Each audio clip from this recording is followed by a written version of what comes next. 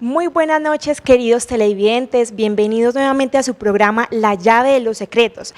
El día de hoy tenemos un tema muy interesante, de mucho misterio. El día de hoy me encuentro acompañada de un invitado muy especial que tiene mucho recorrido aquí en el canal y que sin él no sería posible La llave de los secretos. A mí me encuentro en compañía de Marcela Restrepo, mi compañera de presentación. Y para el día de hoy vamos a estar muy pendientes de todas sus preguntas. Le recordamos que el fijo es 234-8198, el celular es 311-347-3551 y en Facebook Live nos pueden encontrar como La llave de los secretos. ¿Cómo están la noche de hoy? Bienvenidos. Hola Diana, David, muy buenas noches y bienvenidos una vez más a La llave de los secretos. Les cuento que el tema que trataremos de hoy es acerca de la brujería y ustedes pueden contactarse, como ya lo dijo Diana, a través de nuestros diferentes medios de comunicación y hacernos las preguntas y nosotros responderemos a todas las dudas que ustedes tengan. David, muy buenas noches. Bueno, muy buenas noches, niñas. Buenas noches a todos nuestros televidentes que nos acompañan todos los días a las 8:30 de la noche por el canal CNC en La llave de los secretos. Oiga, les cuento que de las cosas raras, nos disculpan con el video de inicio, era un video que habíamos preparado que de una u otra manera nos da unos altos índices de los tipos de trabajo de brujería que existen, pero les cuento que el video no quiso funcionar, lo descargamos nuevamente y fue imposible, así es de que de todas maneras son cosas que ocurren de verdad y bueno, se nos va de la mano como se dice la situación, pero lo vamos a colgar a través de nuestro grupo en Facebook, Martes Paranormal. Entonces van a tener la posibilidad de pronto la persona que le interese va a tener esa posibilidad de verlo a través de nuestra página en Facebook, Martes Paranormal, que es nuestro grupo. Baby, yo quiero que les des como una pequeña introducción a los televidentes porque mencionamos que es un tema muy interesante, claro, muy misterioso. Sí. Bueno, vamos a hablar sobre el tema de las posesiones y las brujerías. Coméntanos una pequeña introducción para comenzar con las preguntas. Bueno, se supone que la brujería es como el arte que existe para doblegar a una persona a ciertas situaciones con diferentes características también. Entre ello aparece, pues, hacer que una persona vaya a la ruina, que una persona pueda enfermarse, que una persona termine una relación o tenga mucho conflicto con una relación, que sea despedido de su empleo. Bueno, o sea que quiere decir que la brujería puede cumplir realmente esto cuando viene de personas nocivas, obviamente, y que tienen un interés en dañar y perjudicar la vida de alguien, entonces tiene esa posibilidad de hacerlo desde el punto de vista que quiera, ya sea por envidia, por rabia, por rencor, entre otros. David, ¿por qué las personas acuden a la brujería? Claro, acuden a la brujería por un deseo de venganza, por ejemplo, o porque simple y llanamente esa persona me cae mal y le quiero hacer daño. Me ha tocado, yo soy exorcista, y como tal me ha tocado en ocasiones que cuando vas a ayudar a alguien porque tiene una situación como estas o es víctima de brujería realmente, y cuando vas a buscar el origen del por qué le hacen daño a esa persona, simple y llanamente podría resultar es que la persona es muy buena gente y simplemente por eso le hago daño. ¿Sí me hago entender? Lo que quiere decir que no elige a una persona como tal, ni porque sea buena ni porque sea mala, sino que simple y llanamente quiero hacerlo y lo hago. ¿Qué se puede hacer con la brujería en términos generales? Sí, generales. Bueno, a ver, la brujería cumple una faceta o facetas como las que tú quieras. Por ejemplo, digamos, yo quiero hacer enfermar a alguien, por ejemplo, ¿cierto? Pues una persona que quiera, pues en cierto modo hacerle daño a alguien de esta índole, entonces simple y llanamente le proporciona una enfermedad a través de ciertas cosas que utiliza. Como decíamos, puede llegue a la ruina. Si tiene un negocio, que el negocio se acabe, que el negocio también no entre nadie, por decir algo, que los alimentos, por ejemplo, que tengan en el negocio. Me tocó atender a alguien de un negocito que tenía en Caldas y decía que todo lo que vendía, cuando se lo llevaba al cliente, estaba descompuesto. O sea, si era la leche, si eran las arepas, lo que se lleva la gente tenía que ir a devolverlo inmediatamente porque sentía que inmediatamente había algo raro allí que se encargaba de descomponer todo ese tipo de cosas. David, ¿la brujería puede ser solamente mala o también hay brujería buena? Bueno, Claro, claro que sí, muy buena la pregunta. Bueno, a ver, es verdad, hablamos de la hechicería, hablamos de la brujería desde diferentes ángulos, ¿cierto? Buena y mala. Se supone que si vamos a hablar de una brujería buena, entre comillas, aunque el término es demasiado elevado para ello, una brujería es la que no toca a nadie. ¿Sí me hago entender lo que quiere decir? Puede ser que son limpiezas para vos a través de ciertas plantas, a través de ciertas cosas, pero nunca va a tocar la energía de otra persona, ¿sí? Lo que quiere decir, es que yo quiero que a esta persona también le hagas, jamás lo haría. Quiere decir que si la persona le dice a usted, bueno, sí, a la persona le podemos hacer un amarre, le podemos hacer alguna situacioncita, pero no se preocupe que nada le va a pasar. Eso es totalmente negativo. Desde que tú toques a otra persona, es malo. David, ya que Marce hace la pregunta, ¿qué tipos de brujería hay? Tanto en la brujería mala como en la brujería buena. Bueno, a ver, de la brujería buena no vamos a hablar sino de una sola cosa. No le haces daño a nadie. Punto, no más, ahí no hay otra cosa. Pero cuando hablamos, por ejemplo, digamos, desde los tipos de brujería, entonces están, por ejemplo, los amarres, están, por ejemplo, el tema de entierros, que es cuando entierran a una persona. Entonces, en los entierros también hay una gama muy alta. Por ejemplo, ahí tenemos un muñeco, por ejemplo, que conocemos con el nombre de vudú. Por ejemplo, cuando tú hablabas ahorita de la magia blanca, se puede hacer vudú en magia blanca, pero se hace siempre es para mí, no para nadie. Este muñeco es, perdón David, yo que te interrumpa, ¿este muñeco lo utilizan a nivel mundial o en alguna región específica? Bueno, realmente cuando hablamos del vudú, el vudú tiene unos orígenes africanos, ¿correcto? Posteriormente llega a Centroamérica y de Centroamérica pues obviamente se extiende por todas las Américas, ¿correcto? Por ejemplo, digamos en Colombia es muy dado y se conoce mucho sobre el vudú, por ejemplo, cuando hacen precisamente los muñecos, los entierran en cementerios, ¿correcto? Los entierran incluso en una maceta, en una matera, o en un solar de una casa y obviamente pues este va a cumplir el factor que le ordenen. Un ejemplo, hacen un muñeco y vamos a suponer lo van a bautizar a nombre de X, si me hago entender, y le mochan un pie, por ejemplo, entonces la persona o va a tener un accidente, va a perder un pie como tal, va a perder una mano, va a perder, en fin, correcto. Entonces es como el asunto. Por ejemplo, digamos este muñeco, el hecho de que tenga un corazón rojo, está diciendo que es una persona que solo va a poder ver por alguien en específico, es alguien que lo está reclamando, es alguien enamorado de él, ¿correcto? O de ella.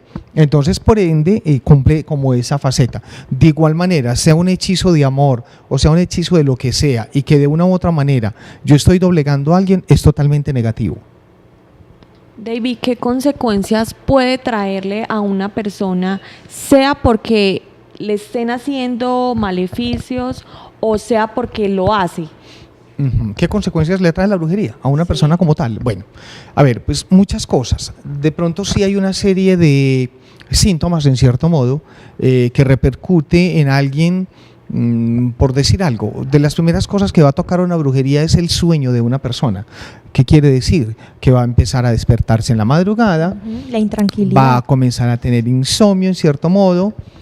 Si logra dormir, pues va a tener pesadillas, correcto, va a sentir de que hay cosas que se le tiran encima, va a sentir que hay perros negros que quieren morderlo, va a sentir que hay alguien que lo persigue y cosas de esta índole. Y dependiendo también del tipo de brujería, por ejemplo, ahí vemos un caso de posesión, por ejemplo, que también es otra situación muy marcada, que ahorita vamos a hablar más a fondo de ello, pero quiere decir que de una u otra manera, desde que toquen tu energía, siempre va a haber algo negativo acompañándote a todo lugar. Entonces posiblemente vas a perder el ánimo de muchas cosas, perdí el apetito, el deseo de no ir a trabajar, no me quiero levantar, no quiero hacer absolutamente nada, toda la vida para mí se convierte en algo triste, en algo aburrido, nada me mantiene feliz, ni mucho menos. David, el tema que estamos tocando es un tema muy delicado, pero también yo estoy segura que los televidentes que nos están viendo les gustaría saber cómo se puede diferenciar o cuáles son las características de una brujería y de una posesión. Y de una posesión. Bueno, realmente para que haya una posesión en un 80% tiene que haber brujería, ¿correcto? Si no, una posesión se puede dar por varias razones. Por ejemplo, una persona se fue para una misa de sanación y liberación. Y se supone que cuando hay una misa de sanación y liberación, pues obviamente están liberando, como lo dice el término, ciertas energías. Y si hay una persona frágil, automáticamente una persona que haya sido poseída por alguien y que la están liberando podría habitar en otro que está ahí. ¿Sí me hago entender? Sobre todo se presta mucho cuando hay una persona que es curiosa, que le gusta ir por ver, yo quiero noveleriar y cómo será eso. Y automáticamente son las personas que más vulnerables pueden ser para esto. Esa es una. Dos, el otro asunto, desde que a ti te toquen la energía, quiere decir, desde que a ti te hagan algo, tú vas a tener un grado mínimo de posesión. ¿Por qué? Desde que tu energía sea tocada por alguien, esa energía o esa mala influencia también habita en vos. Y una persona como exorcista, yo podría ponerla que me hable a través de la persona que está ahí. En mi consultorio me ha tocado constantemente. Cuando es eso, no es sino pedir, háblame quién eres tú, y me dice quién es y todo. A veces la vecina, a veces en fin, es cierto. Entonces es algo muy simple.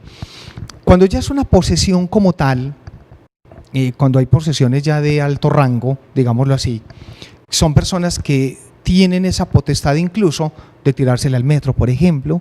Muchos de ellos que se le tiran al metro son casos de posesión, ni siquiera es decisión propia, no. Es algo que los conlleva a que hagan esto. Hay personas, incluso muchos que han tenido la oportunidad de hablar conmigo, que dicen, yo siento una voz que me dice, mátate, por decir algo, y efectivamente hay algo dentro de ellos. Efectivamente es una persona quien está trabajando, quien está haciendo algo, y que obviamente es el deseo que tiene para con esa persona, ¿entendido? Lo que quiere decir que posesión, pues hay una cantidad de posesiones demoníacas, que ya son personas que pueden utilizar ciertas artimañas, una tabla ouija, por ejemplo, o que fue donde un brujo y lo puso a hacer X cosas y resulta que vendió el alma al diablo de esa persona y ni siquiera se dio cuenta. Entonces hay una gran cantidad de cosas ahí.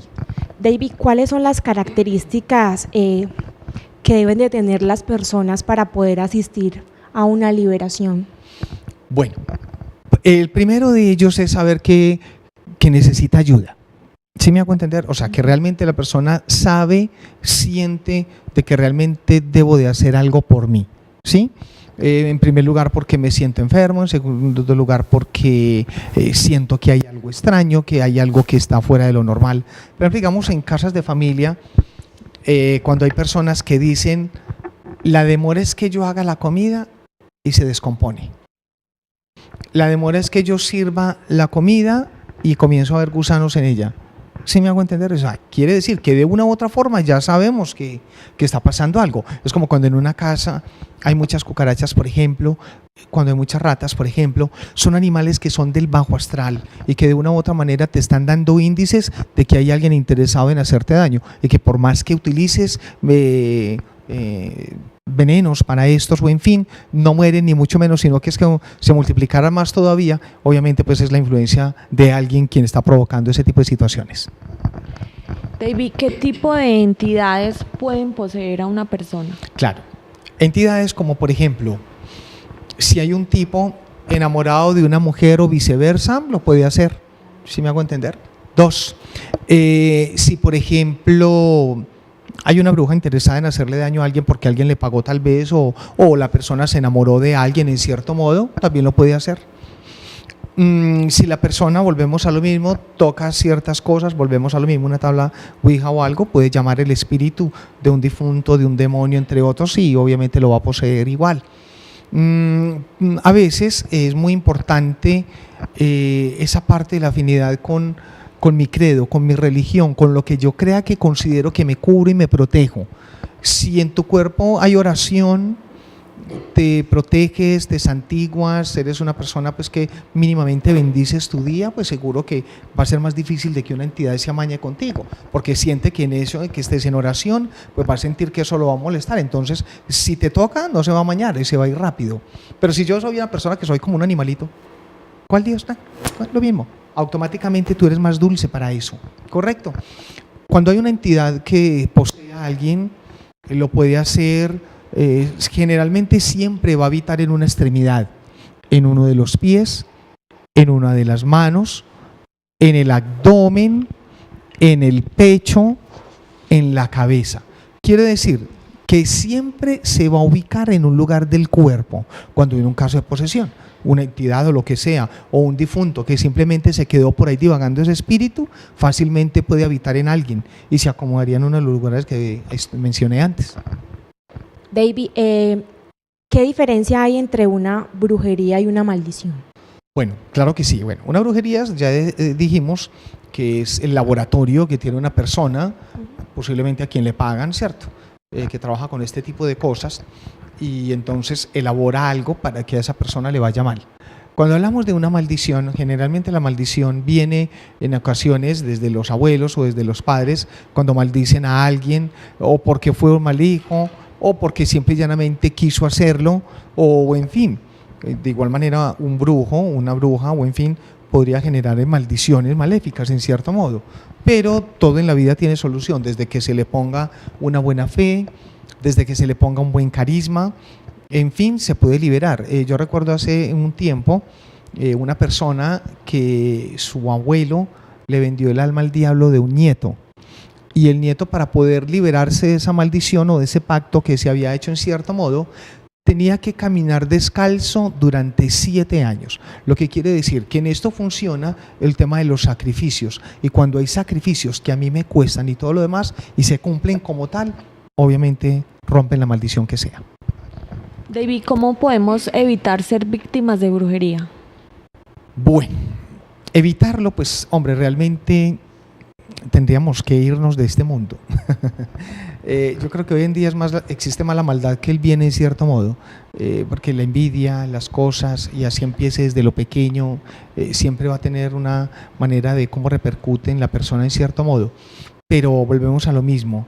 Mientras que tú seas una persona primero muy creyente, desde que seas una persona muy devota en cierto modo, no hablemos desde cualquier religión, pues para Dios no es una religión, Dios es uno solo.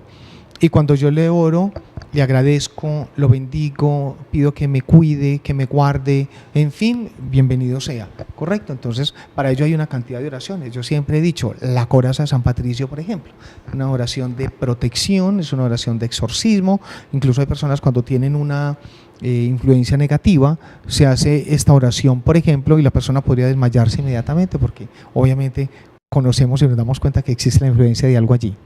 David, yo quiero poner como un caso personal que me pasó. Excelente, claro.